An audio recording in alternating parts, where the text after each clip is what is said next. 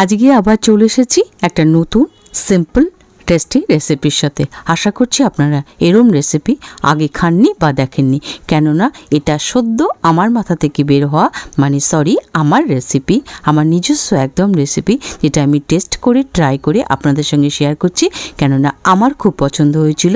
আশা করছি আপনাদেরও ভীষণ ভীষণ পছন্দ হবে এরম একটা সিম্পল টেস্টি রেসিপি, যার নাম ডাল পোস্ত। তার জন্য কী নিয়ে নিয়েছি চলুন, দেখতেই পাচ্ছেন মুসুর ডাল নিয়ে নিয়েছি এরম একটা ছোটো বাটিতে, যেটাকে খুব সুন্দর করে 5 থেকে 6 বার ধুয়ে সুন্দর করে নিয়ে নিয়েছি। এবার এর সাথে একটু কিছু অ্যাড করব।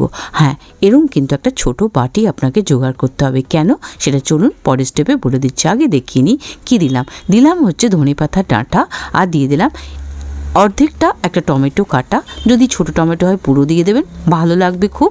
টমেটো বেশি হলে কোনো প্রবলেম নেই। আর দিয়ে দেব একটুখানি হলুদ, আর দিয়ে দেব একটুখানি নুন মানে লবণ। তো নুন আর হলুদ এখানটায় একটু কম কম করে দিলে কোনো অসুবিধা নেই, দেবেন তবে একটু কম কম দেবেন। আর জল দিয়ে দিলাম, সিম্পল জল। কতটা দেব, ডালের থেকে একটু জাস্ট উপরে, মানে একদম ডালের থেকে একটু উপরে। একটু নাড়িয়ে দিলাম আঙুল দিয়ে, চামচ দিয়ে নাড়ালেও কোনো অসুবিধা নেই, আমি আঙুল দিয়ে নাড়িয়ে দিলাম।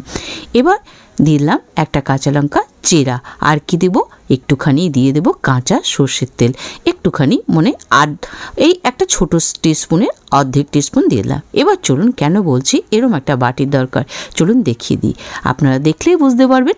এর দেখুন, যাতে প্রেশার কুকারের মধ্যে এই বাটিটা আমি বসাতে পারি। প্রেশার কুকারে কিছুটা জল নিয়ে নিয়েছি, এবার এই জলের মধ্যে বসিয়ে দেব ডালটা, আর এখানে আমি ডালটা সেদ্ধ করে নেব। সেদ্ধ মানে বেশ মোটামুটি ভালো করে সেদ্ধ করে নেব, তার জন্যে জলটা কিন্তু কম দেবেন, যাতে একটু থকথকে গদগদে টাইপের হয়। এবার এটাকে লাগিয়ে 2 থেকে 3টে সিটি দিয়ে ঠান্ডা করে আমি আপনাদেরকে দেখাবো।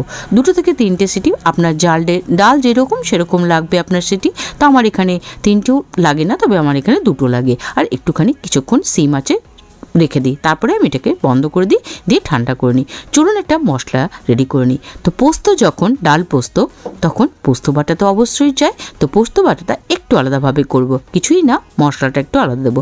নিয়ে নিলাম মোটামুটি একটু পোস্ত, আর নিয়ে নিলাম কাঁচা লঙ্কা, ঝালটা আপনি বাড়িয়ে নিতে পারেন আপনার মতো, আর দিয়ে দিলাম একটুখানি রসুন। এবার কি করব, একটুখানি লবণ দিয়ে দেবো, বা যেটাকে আমরা নুন বলি, নুন দিয়ে দেবো। নুন দিয়ে এটাকে প্রথমে কি করব, শুকনো একটু ঘুরিয়ে নেব। শুকনো ঘুরিয়ে তারপরে জল দিয়ে এটাকে সুন্দর করে পেস্ট করে নেব। প্রথমে একটু নুন দিয়ে শুকনো ঘুরিয়ে নিয়ে দেখবেন পোস্ত, অল্প পোস্ত খুব ভালোভাবে সুন্দর পেস্ট হয়। দেখুন প্রথমে শুকনো ঘুরিয়েছিলাম, তারপরে জল দিয়ে ঘুরিয়ে কি সুন্দর পেস্ট হয়ে গেছে। অনেকেই বলে পোস্ত ভালো পেস্ট হয় না মিক্সিতে, এই পদ্ধতিটা মেনটেন করবেন, খুব ভালো পেস্ট হয়।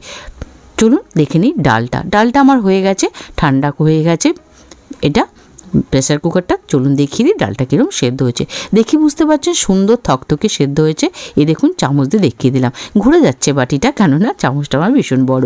এবার কি করব, একটুখানি, দরকার নেই যদিও ডালটা ভালো সেদ্ধ হয়েছে, একটু হুইস্কার দিয়ে এই কয়েকবার ঘুরিয়ে নিলাম, জাস্ট একটুখানি নাড়িয়ে নিলাম, তাহলে আরেকটু ভালো হবে। প্রয়োজন না থাকলে আপনি সেটাও নাও করতে পারেন, বা হাতা দিয়েও করে নিতে পারেন এই কাজটা, কোনো অসুবিধা নেই।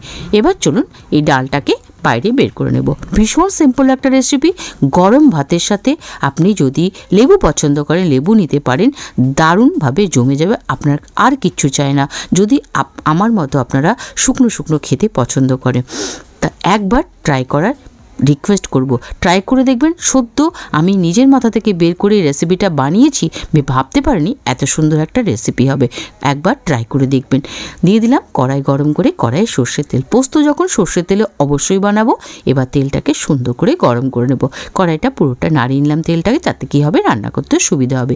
কয়েকটা টিপস আমি রান্না করতে করতে দিয়ে দিচ্ছি, যারা পুরো নতুন রাঁধুনি তারা এইগুলো মেনটেন করবেন, খুব ভালোভাবে রান্না করতে পারবেন।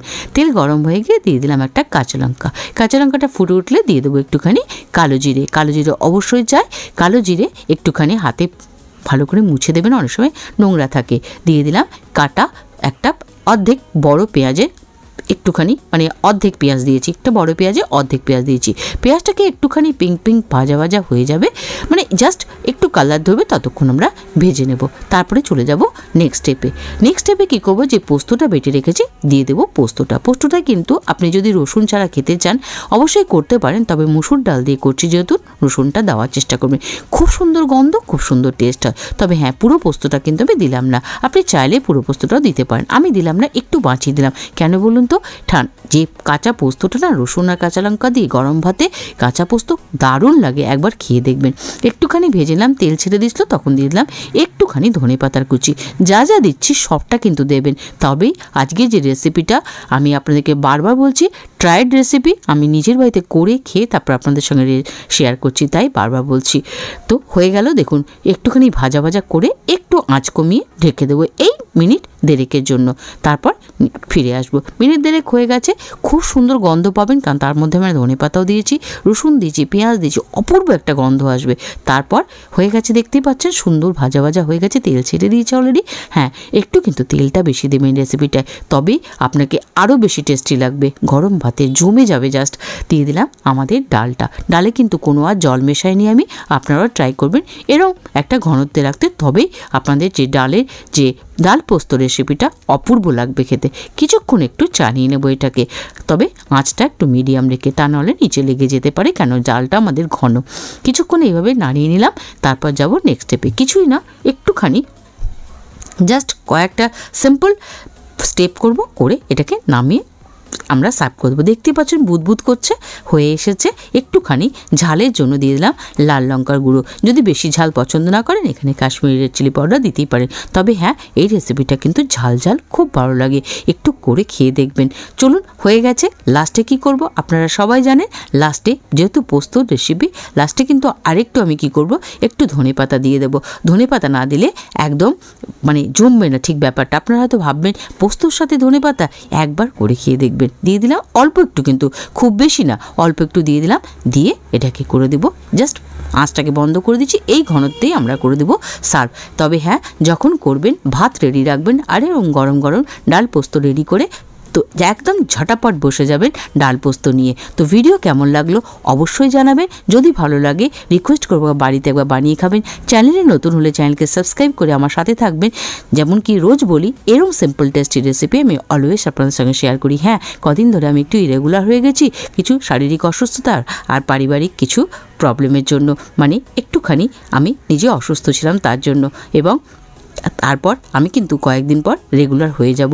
চিন্তা করবেন না, যারা আপনারা আমাকে একটু হলেও দু একজন ফলো করেন তাদের জন্য এই কথাটা বলে দিলাম। আমি সবসময় অলওয়েজ এরম সিম্পল টেস্টি রেসিপি আপনাদের সঙ্গে শেয়ার করি, যেটা আপনারা সবাই তৈরি করে নিতে পারবেন যে কোনো সময়। বিশেষ করে যারা ব্যাচেলার বা স্টুডেন্ট আছেন, বাইরে থাকেন, তাদের জন্য এই রেসিপিগুলো ভীষণ উপকারী, যেটা একটা পদেই ভাত খেয়ে উঠে যেতে পারবেন। দিয়ে দিলাম ওপর থেকে কাঁচা লঙ্কা, আর অবশ্যই একটু সর্ষের তেল একটু বেশি করে আমি দিলাম, দারুণ লাগবে। সাথে সাথে ভাত দিয়ে খেতে বসে যান।